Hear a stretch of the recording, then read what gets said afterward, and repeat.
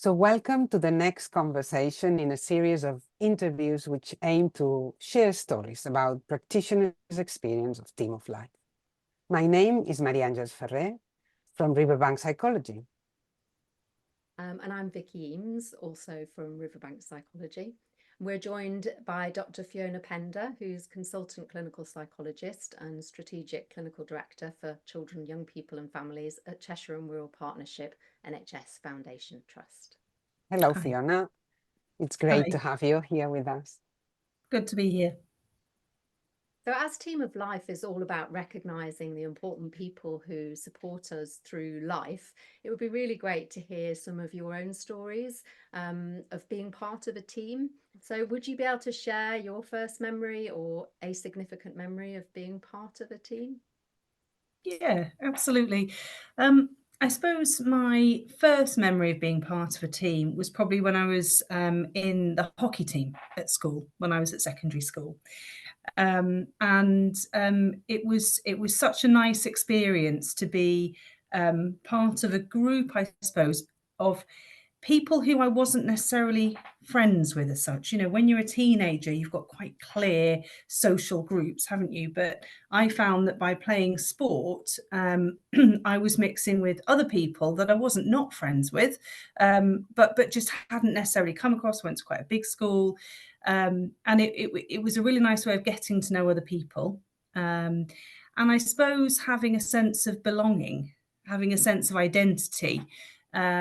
We obviously had sort of a kit that we wore when we played against other schools, and we'd go on buses and things like that, and you'd get out of school and you'd have all these experiences that you wouldn't have had otherwise, but with other people, and you had a real sense of sort of a group sense of identity, and a sense of trying to achieve the same goal, I suppose, which was to beat the other team, but also just actually have a good time. So yeah, that's probably the first time I felt part of a team. Yeah. Thank you, Fiona.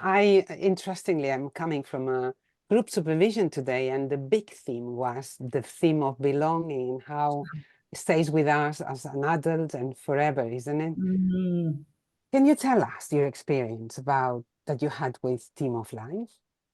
Yeah, absolutely. So I think I was around at the very beginning. Vicky, Yes. is that right? We sort of were working on. So we were both in our child and adolescent mental health service, weren't we, in the northwest of England, and sort of having ideas about things we'd learned elsewhere. And we sort of both had different projects, didn't we, were working on. And Team of Life was one that you were working on.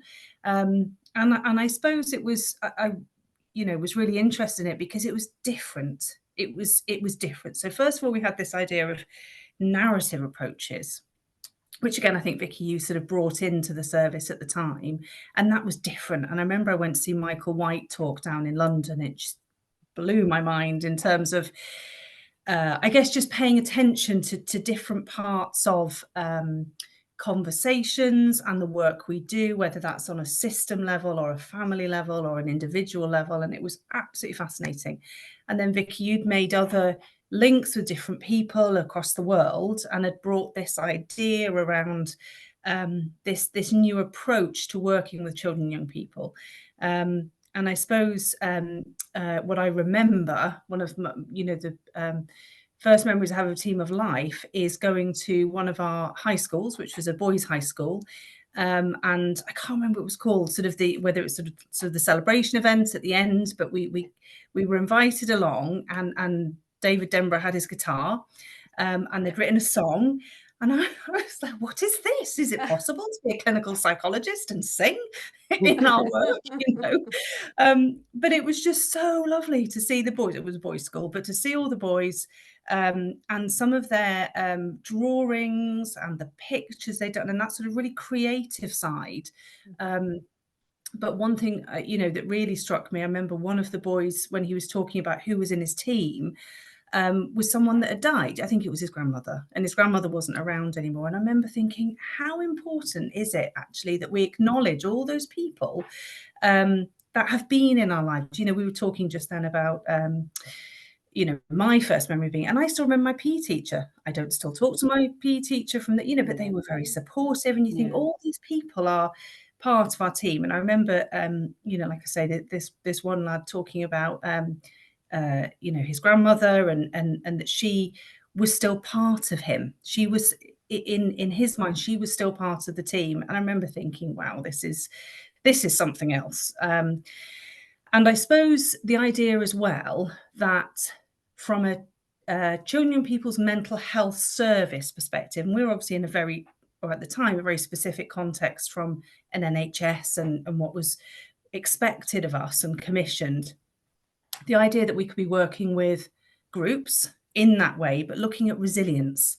So we're looking, you know, and for that particular group, it was young people who just transitioned to secondary school, wasn't it? And so that idea about paying attention to maybe the developmental, sort of the natural life cycle, I suppose, of a young person, and paying attention to that transition being an important thing.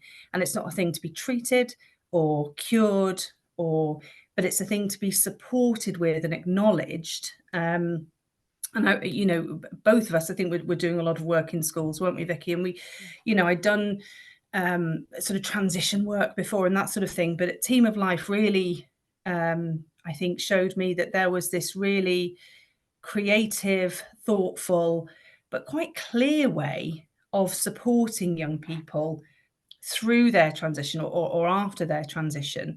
And there was a learning mentor, wasn't there, who was very keen on it, and she was really sort of championing it and, you know, supporting it, and to see that the passion that people had for it was absolutely fantastic. And I suppose what I've then seen over the years is how that's been packaged, because everything, if you want to work in schools, it's got to be packaged, you know, it's got to be a package. And you know, I remember, Vicky, us looking at resources, and I mean, you were doing the work, I was just sort of alongside you in that journey, but and looking at really what would help education colleagues to be able to take this on, support it, deliver it. You don't have to be an expert in mental health, and what was the training required and everything else. And I just think it's absolutely fantastic that, so I still work clinically in Wirral where we worked, and I'm still seeing people being trained in it, using it, and it feels like it's that sustainability has been fantastic. But I know it's been a tricky journey, and any kind of innovation in the NHS, especially in children's mental health services, is really, really hard. You've got to have such tenacity to keep going, and you did some research, didn't you, Vicky? And, you know, so yeah, so I've sort of been alongside it from the beginning, but really pleased to see it, you know, still going and growing. Yes, yeah. Thank you. No, and your support and your you know, ideas and insights over the years have been you know, absolutely tremendous and so important in me continuing on with it. So so yeah, thanks. It's really lovely to hear, you know, your sort of, you know, experience of that and the bits that you took away as well. So brilliant, thank you. So thank you. Can you speak about some of the ways in which you think Team of Life can be helpful to young people that you know, in the services that you're involved with? Or you did already speak a little bit about that, I think, but I don't know if there's anything else you wanted to say about that. Yeah, I think it's the idea of bringing in narrative approaches and ideas and systemic ways of thinking for especially our new psychological professions. We've got a whole cohort now of new psychological professions try and meet the need that we have to support children and people with mental health difficulties, and they come from a really diverse background, which is fantastic. But a lot of the training is focused on sort of cognitive behavioural approaches, which is great because that is very effective and can be really useful.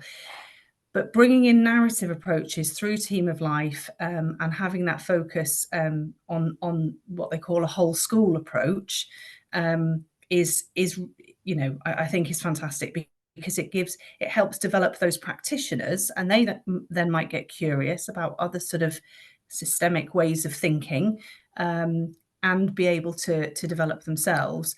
as well as then helping, again, kind of education colleagues and children and young people sort of have other ways to describe their experiences, I suppose, than, you know, sometimes we can get into, there's a mental health problem, we need to treat it, and then it's better.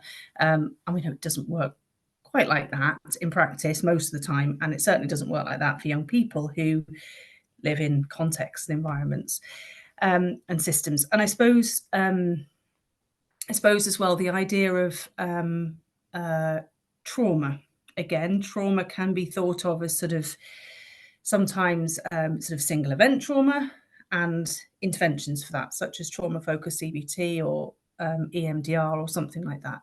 And that can be incredibly useful. I've done that work myself a lot in the past, and that can be really useful.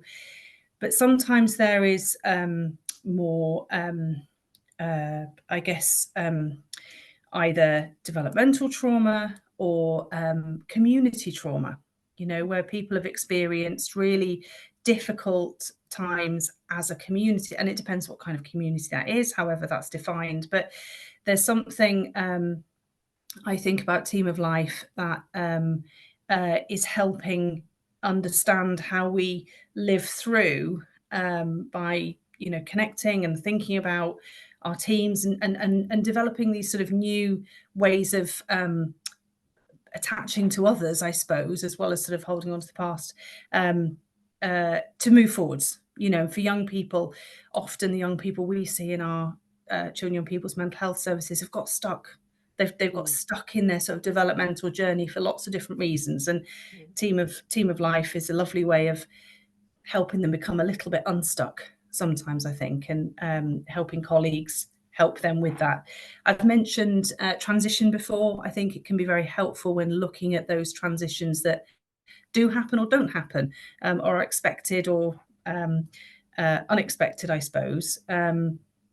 And as I said before, I think the acknowledgement for, you know, our young people, that they may have people that are important to them in their lives who aren't currently in their lives right now. And I think Team of Life can really help them acknowledge that. We know for young people the importance of their friends as well, and even more these days, online friends. I mean, even when Team of Life was being developed at the outset, we were in a much less digital world, I suppose. So yeah, I think it's that that broader sense of who's important to you, but how can we be thinking about supporting our children and young people in developing their resilience and ways other than individual therapeutic interventions, sort of in a clinic room, I suppose. And it, you know, so it really helps with that. Thank you. Thank you. I was just going to say, sorry, Marianne, just one of the things that you know, I've really thought's really great with Wirral recently is that there's been this idea of children who are taking part in Team of Life not being cases open to the NHS, but actually the mental health support teams joining the schools in kind of co-facilitating Team of Life, but they're not actually becoming NHS patients. So that really ties in with what you were saying before, that I think this idea of we can intervene early, we can support schools, build that capacity, and you know, but children don't have to be sort of medicalized or in the process, you know. So I think that's really a real positive step that they've taken on Wirral with the Wirral MHST. Yeah, really pleased about that. Great. Yeah, and thank you for sharing also these all sorts of aspects of Team of Life from your position that you've been seeing from the practice, from maybe more managerial level, also these other aspects that are useful in many ways, other ways of working, but that Team of Life, narrative therapy, systemic can bring a complement and bring other aspects. So thank you for joining us, Fiona, today. It's been fantastic. Thanks so much. We'll be back with another interview next month, so watch this space.